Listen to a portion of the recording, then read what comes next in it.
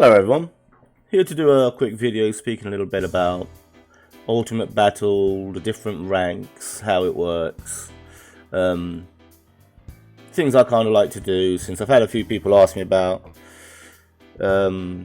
formations and characters and how it works in general, so I thought I'd just record a quick video and talk a little bit about it.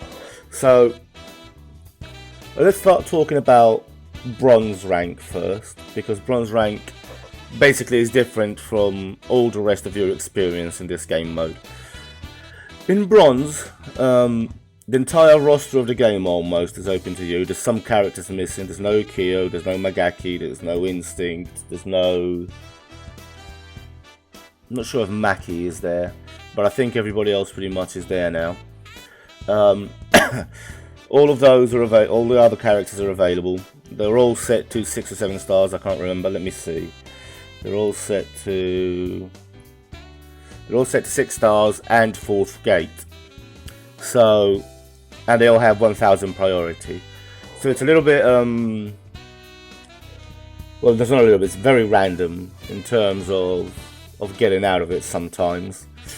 Because imagine you both pick the same formation and then it's just random who gets priority and who gets lucky with crits and stuff like that. Now, bronze is obviously the rank I like the least because of that. Because you really can't build towards something, you can't improve your team so you can improve your results. But it's something everybody has to play, no matter who you are. You always start in bronze at some level. It changes depending on your rank at the end of the season. So if you start, I ended up at level 15 for example, which is the maximum. You will start at 5 stars at level 5 with 1 star. So then you only need the 1 win to get out, which I was lucky and got first time round. Generally, what I use for bronze is pretty much this team here. Sometimes I have some variation between the females depending on what the opponent is using, but I feel like this team basically gives you everything win. Female team in bronze pretty much covers everything like no other team can, right? So for example, his team has 2 15s, yeah, and he's got good CC in Mukai and Chris, and he's got attack reduction in Ash, which it's pretty decent. But then in my team you have probably the best defensive passive you can get in Athena 2K, increasing res and block. You have attack reduction in Shermie. You have CC cleanse on normal Shermie and CC for the females. She has exactly 2 females, so that works out perfectly. You have some healing with Momoko, and then you have a carry character like Mei Li. So basically, it pretty much covers all aspects, right? That's why I like female team in bronze, because you got Shermie for your API 12. In bronze, you can only have 2 API 14 or above characters, 3 13s, and 1 12 or below. So Shermie fills up that 12 role really nicely. She comes with the possibility of a res. She comes with a silence, and she comes with a CC cleanse for your entire team. So I don't think any other team can get all the things that female team can at bronze level. It doesn't mean you're automatically going to win, of course, but for me, it's the team with which I win the most consistently at this level. Yeah, basically bronze, you generally want to get out as soon as possible, because otherwise you can get stuck down there. Okay, so should I talk about gates now? So once you're out of bronze, right, this shop, Mysterious Exchange, opens. Every time you win or lose a match, you get some tickets. I think it's either 40 if you win or 30 if you lose. And in here, you can increase characters' stars. As you can see, 60 tickets to get them up to from 4 to 5, 90 to get them from 5 to 6, 120 to get them from 6 to 7. You can increase their gates, right? If you have some characters already with max gates, like I have the kids, they won't appear here, so don't get worried about it. This is probably the single most important part, the increasing gates. What you do here dictates basically how well your team is going to do. You can hire fighters. Well, I can't hire none today because they rotate, right? So if you already have the characters that are there for hire, then you can't actually hire them. You don't get a choice. And today, obviously, I've already got the characters that are in there. Increased priority. This, for me, is probably the least important one. I try to build my teams so they win independently of being high priority or low priority. So yeah, I generally don't ever spend in here. I think there's better places to spend. And then you have Awakened Weapon, which is another very important one. So not sure.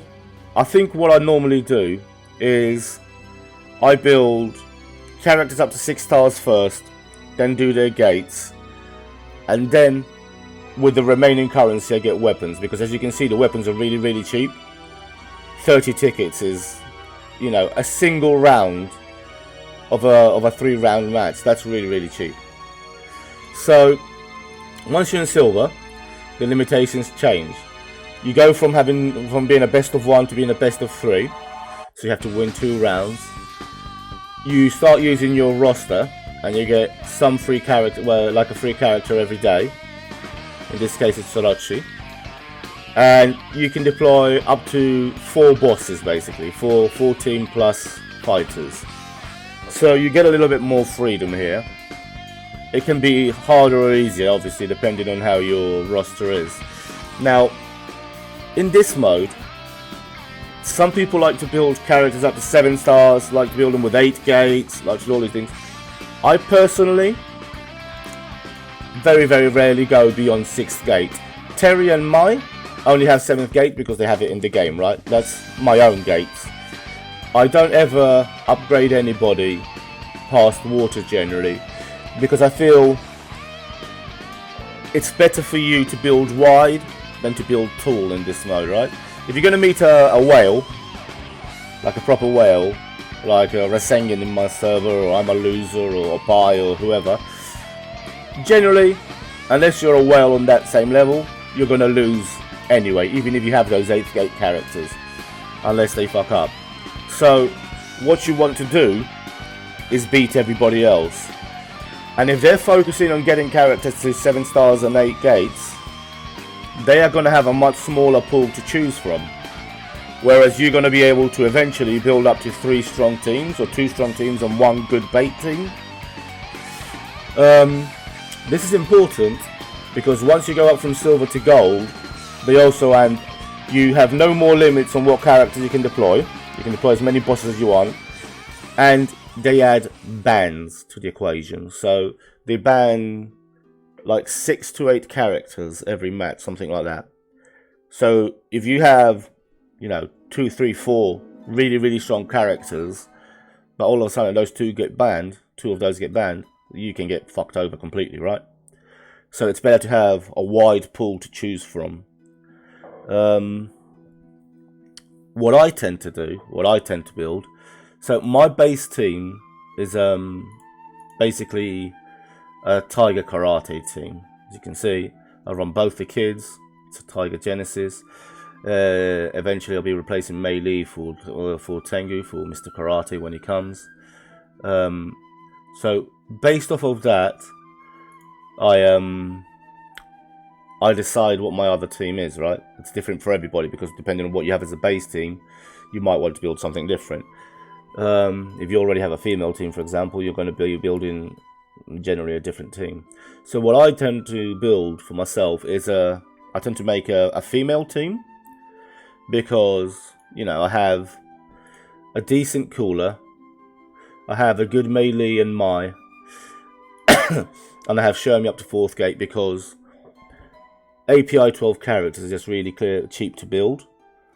So characters like Shermie are good to build up to 2nd or 4th gate in the actual game, because it really is just a little bit of gold and some awakening gems. Characters like Shermie have the additional use. Shermie, Oleona, characters like that have the additional use of being good bait characters. So if someone sees you put in Shermie, for example, right, they're going to think, oh, he's going female team. Because why else would you run Shermie? She's there purely for females. If they see you put Oleona in, it's a character that can lead to either female, snake, or full souls. So you can use that, you know, to play mind games with your opponent and try to get them to deploy a formation that you want, which is always beneficial. So what I tend to build up, I've already started building Athena, as you can see. I've got up to 6 stars first gate. I'll be getting as high in gates as possible today. I tend to build a female team for my second team, because I think it's just quite a versatile team, right? It can go against Full Souls, it can go against Genesis. It doesn't really have a big downside. The one thing it doesn't have is as many bosses as other formations, but I feel like it makes up for that with having more synergy. Athena 2K's passive is so strong that it can just really help carry a match. So that's the kind of team I like to build, right? I'll build up Athena, then I'll probably build up... I'm going to get... This one is more personal preference. This is not really for optimization or anything, but I will be S-maxing and getting Momoko to max, getting the weapon, etc. because I like lasers, what can I say? And it's fun to run her in this mode. And then you have quite a large pool you can choose from. Oleona, obviously, S-maxing her is really good, because again, you can use her in several different formations, so she's quite versatile. You don't need to S-max her if you don't want to, because once she uses her S-max, she nerfs herself for 2 rounds. Some people don't like to do that. I do, just because I think it's quite good in this particular mode where stats are normalized. But yeah, normally my female team is going to look something like Kula, Shermie, Athena 2K, Mary, Melee, depending, you know, on bans or what I've got left for Tiger. Because I have both kids, they're also very versatile, so I get to mess around. We'll speak about that a little bit more in a minute. And then you have characters like, you can run characters like Chizuru if you want more CC. You have Oleona, as I said, you know, for the attack reduction and just general sustain and a bit of damage. You have Whip, just to nerf the strongest character. You have Momoko, if like me, you just like lasers. So yeah, female generally is quite versatile as a second team. The main problem it tends to have is that a lot of people don't have a lot of females trained up, so it requires quite a bit of ticket investment. So sometimes it might not be the optimal thing. Sometimes you might be better off going for like a bear team or a 4 souls team, depending on what you already have as your base, right? If you already have, like, if you used to run 4 souls and then you switched over to Tiger or Snake or something, you're obviously going to have an advantage when it comes to building a 4 souls team. As it comes to characters to build, generally, if you're going to run a female team like I do, excuse me, you're generally going to want to look at getting Athena 2K because she is just too good. You can run or not Shermie, that's personal preference. Some people want the CC cleanse, some people don't. I run her or not depending on the match, depending on what I see my opponent has. What you never want to do with Shermie is 6 gate her, because her 6 gate is terrible. She will ult as Shermie, and you will lose all the benefits she gives to females, like the attack boost and the CC cleanse and such. So never build her above wind, basically, is what I would say. Good characters to build, in my opinion, for this mode. Obviously Ignis, because you can run him with any Genesis. He's quite versatile in that sense. He's got a lot of formations, you can slot him in if you don't have him. Athena 2K, if you're going to run females. Crazy Ori. It's also really good. Like the core characters are all good picks generally. Then both kids, Rob 2K and Mr. Karate Second Generation, are also really good because they are versatile characters again, right? You can run them in Snake, you can run them in Tiger, you can run them in Four Souls, you can run them in an actual karate formation with like normal Rob and Takuma with an S-Max. They basically just work really well in any formation. So building those two up gives you a diversity of places where you can slot them in, which is what I like to do. As I said, I like to build wide. So Mary and Terry are two good builds. Again, versatile characters. Mary can go in female, she can go in bear, she can just be a generic good tank.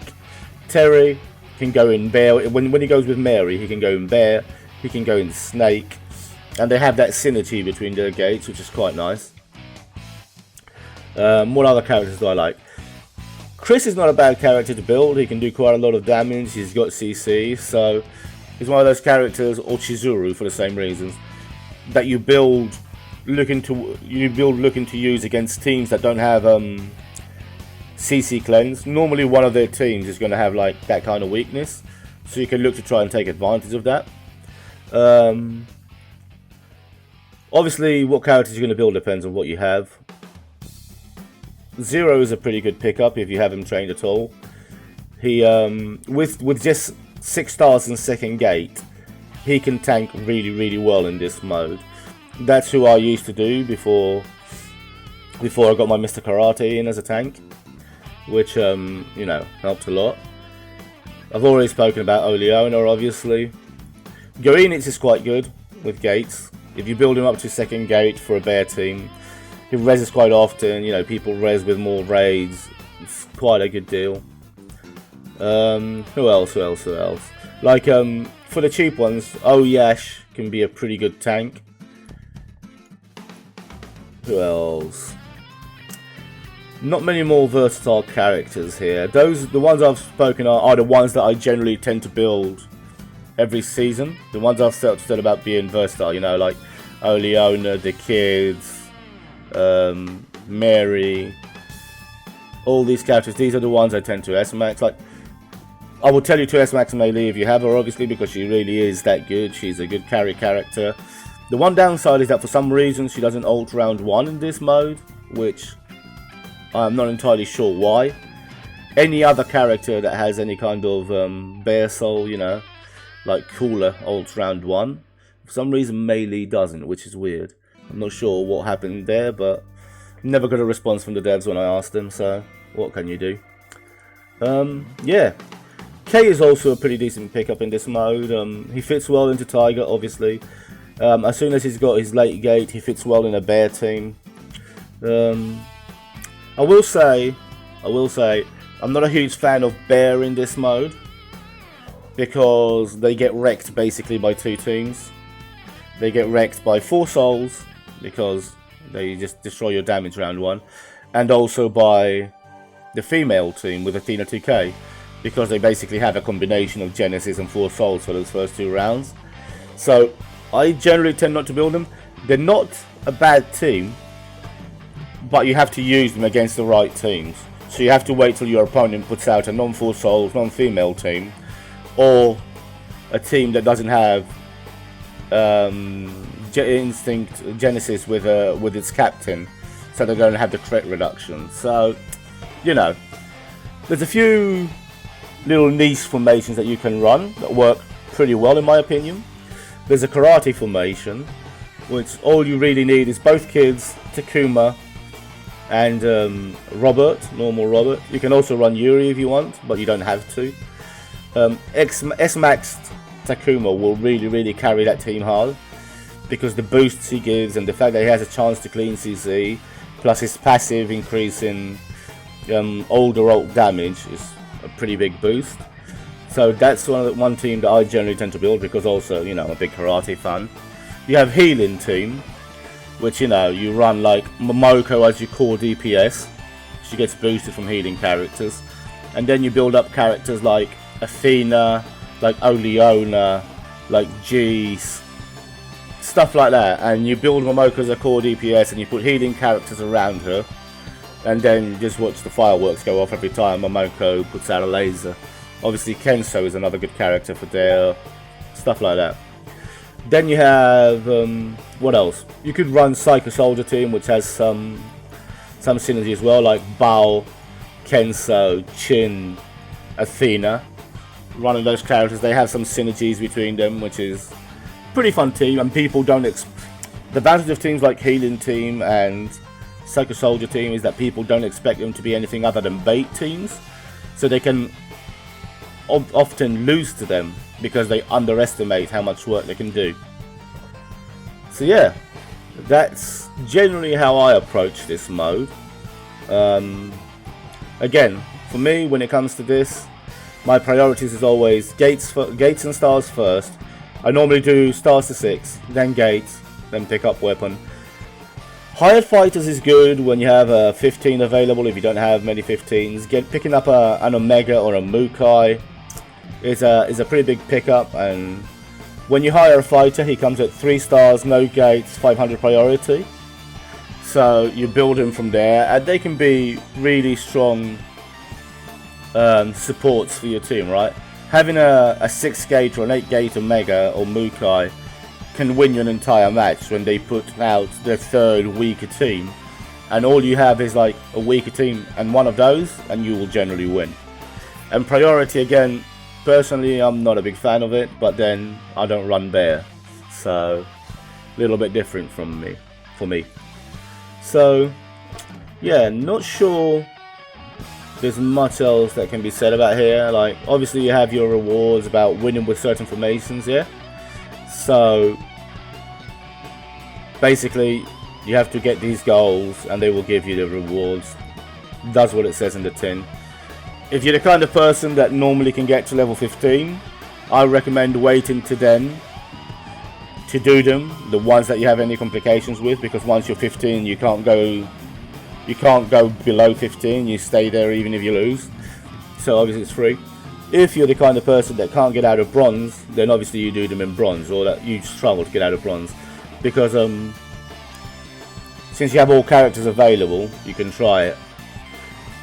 And yeah, not much else to say other than, you know, it's the kind of mode where you really want to try your best, because it gives one of the best rewards in the game. There aren't many other game modes that give you rewards as good as Ultimate Battle Wins. If you can get to level 15, this is like a carnival every month.